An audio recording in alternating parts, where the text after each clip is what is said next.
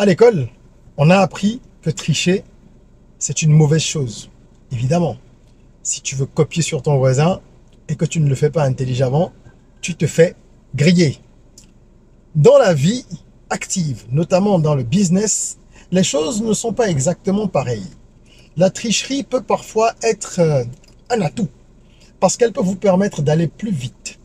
Elle recèle un certain nombre d'avantages que je vais évoquer avec vous dans cette vidéo, pas pour encourager les gens à devenir des tricheurs, mais pour les amener à comprendre ce qu'il y a de positif dans le fait de tricher et comment est-ce qu'on peut exploiter cette activité pas totalement éthique à son avantage dans le cadre du business, bien sûr. On en parle tout de suite. Je suis Régis Sezin, entrepreneur multipotentiel, conférencier, formateur et artiste. Je partage avec vous sur cette chaîne du contenu propulsif pour vous aider à rêver, oser et créer. Hello les rocks, j'espère que vous êtes solides. Moi je suis en pleine forme et je suis plein de gratitude envers l'univers. Si vous êtes là pour la première fois, je vous souhaite la bienvenue. Nous sommes ravis de vous accueillir dans notre communauté, la communauté rock, la communauté des gens qui rêvent, qui osent et qui créent. Voilà, ici on parle de développement personnel, de mindset, on parle également d'entrepreneuriat et de business, d'éducation financière. Ensemble, on aborde les différents sujets qui permettent à chacun de prendre conscience de son potentiel et de l'exploiter au maximum. Aujourd'hui, je veux aborder le sujet de la triche. Tricher, c'est une mauvaise chose. À l'école, on n'était pas encouragé à le faire, évidemment. Ceux qui se faisaient gauler, ceux qui se faisaient avoir, ceux qui se faisaient prendre, se retrouvaient dans des situations souvent délicates. Et ça pouvait aller très loin. Il y avait également des tricheurs habiles, n'est-ce pas? Des gens qui trichaient tout le temps et qui ne se faisaient jamais prendre. Ce que je regrette un peu, c'est que l'école, en tout cas le système éducatif qu'il y a en Afrique, qu'il y a également en France, puisque nous sommes largement inspirés de ce système-là, est un système qui n'encourage pas la coopération. C'est un système qui encourage la compétition. Et c'est généralement des compétitions malsaines qui entretiennent l'individualisme que l'on retrouve après dans la vie active, même dans la vie de tous les jours où les gens sont dans des comparaisons permanentes. Dans les pays du nord de l'Europe, Norvège et autres, le système est un peu différent. Les gens sont amenés à travailler un peu ensemble, à développer un esprit de coopération, à collaborer. Et ça amène évidemment un climat plus apaisé dans la société. Mais bon, nous sommes dans ce dans quoi nous sommes, nous sommes dans le système, donc on fait avec.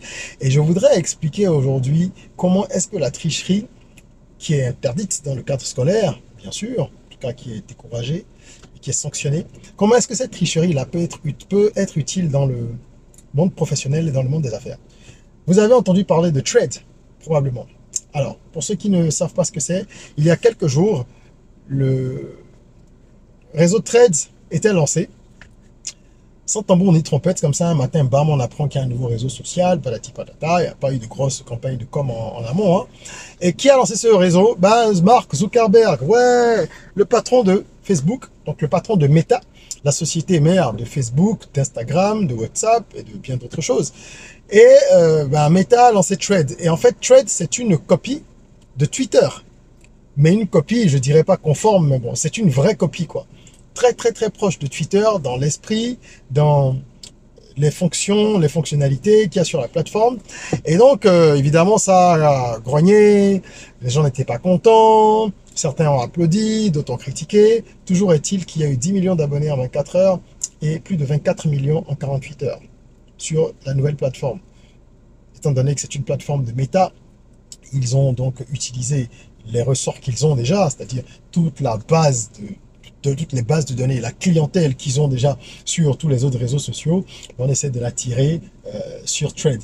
Et donc, Threads copie Twitter.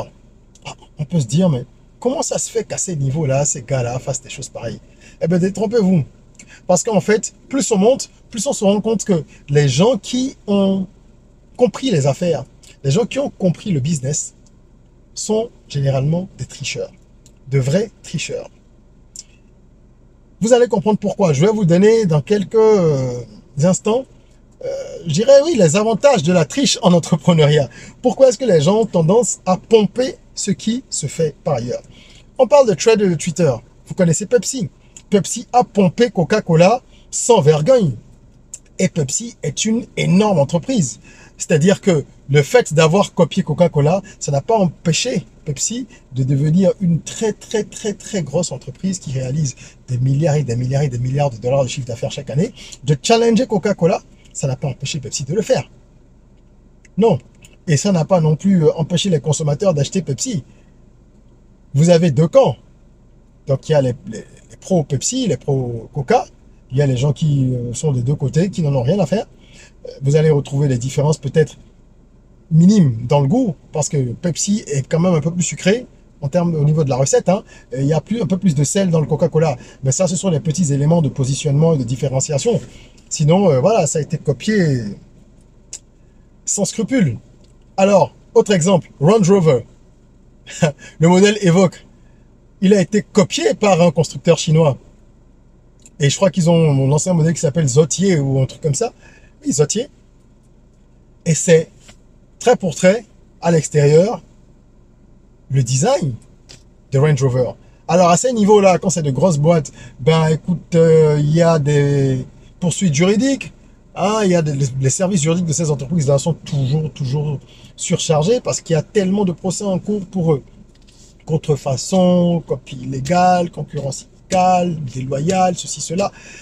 Mais c'est la règle du jeu. Donc certains copient d'autres en se disant, on ira devant les tribunaux. Si on perd, on va payer les amendes, mais on va se rattraper avec tout ce qu'on va gagner, qui va éponger largement tout ça et qui va nous rapporter beaucoup d'argent. Alors, la question ici, c'est de savoir pourquoi les gens le font. Pourquoi est-ce que les gens trichent en entrepreneuriat?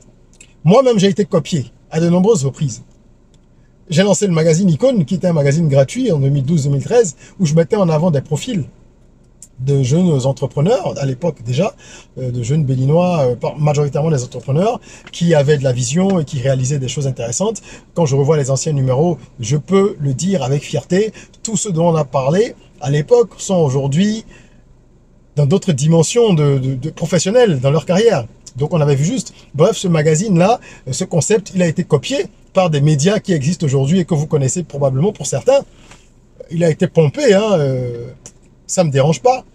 Quand j'ai lancé les Clucli d'Agoni, donc les amuse-bouches traditionnels du Bénin que j'ai modernisé, et ensuite j'en ai fait une marque avec une vingtaine de produits dans la gamme, donc il y avait du coco, des coco râpé, des chips de banane, des noix de cajou, etc.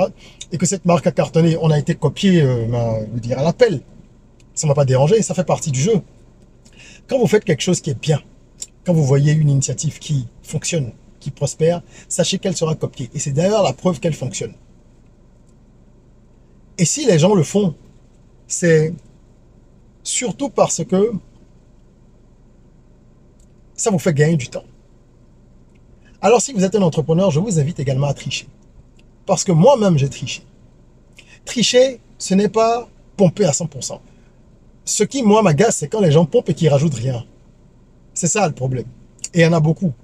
Même quand vous faites un événement et que vous apportez des innovations, ben les gens ils copient un certain nombre de choses, ils intègrent à leurs événements, mais sans essayer d'aménager. Bon, ça c'est un peu dommage parce que ça ne challenge pas l'environnement. Si on veut que les choses s'améliorent, il faut toujours rajouter quelque chose en plus pour que les autres, les concurrents en face, aient envie de faire mieux. Bref, celui qui triche en entrepreneuriat, il le fait déjà parce qu'il veut gagner du temps et de l'argent. Comment est-ce qu'on gagne de l'argent en trichant? Tricher en entrepreneur, c'est s'inspirer. S'inspirer de quelque chose qui a déjà été fait. Alors, les frais de recherche et de développement, ce sont des frais élevés. Les dépenses en recherche et développement dans des boîtes comme Apple et compagnie s'élèvent en milliards de dollars. Pour l'iPod, sorti dans les années 2000, Apple avait dépensé 100 et quelques milliards en recherche et développement. C'est sans vous parler de tous les autres produits, services, toutes les autres idées, les autres concepts qui sont challengés en recherche et développement, qui consomment du budget et qui ne sortent jamais, qui sont donc finalement des pertes. Mais une entreprise se développe en faisant de la recherche et du développement. Donc même à nos petits niveaux ici, c'est ce qu'on fait. Vous allez prototyper un produit ou tester un service pendant des années, ça va peut-être jamais, ou des mois, ça va pas marcher quand vous allez le sortir, peut-être. Celui qui vient, qui copie quelque chose qui fonctionne déjà, il ne refait pas tout le circuit. Donc, il ne va pas faire 1001 tests. Puisque vous avez sorti quelque chose qui fonctionne, il le voit. Alors, il prend, il duplique et il se lance. Donc, on gagne de l'argent, on gagne du temps. Et rien n'est plus précieux que ces deux ressources-là dans la vie de l'entrepreneur. On gagne du temps, on gagne de l'argent. Et on a également, en termes de stratégie, déjà une idée de ce que l'on peut faire. Puisqu'on regarde ce que le pionnier a mis en place. Alors, je vous encourage à regarder à côté. Mais je vais vous dire comment est-ce qu'à mon avis, il faut tricher. Il faut bien tricher. Comme celui qui ne se fait pas prendre à l'école. Dans le monde du business, lorsque vous vous inspirez de quelqu'un d'autre, il faut déjà avoir, premièrement, l'humilité intellectuelle. L'honnêteté qui vous amène à dire « Ah oui, je me suis inspiré de tel ».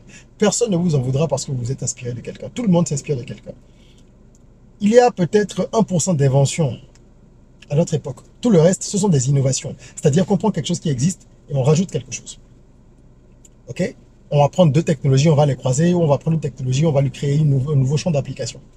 Donc il n'y a pas de honte à le dire. C'est ne pas le dire qui relève de la malhonnêteté. Donc, premier point, reconnaître que vous vous êtes inspiré de quelque chose qui existe et définir clairement ce dont vous vous êtes inspiré. Le reconnaître même publiquement, ça ne vous tuera pas. Ensuite, il faut faire une étude de marché. Parce que les gens ont cette habitude-là de prendre quelque chose qui fonctionne et de le dupliquer.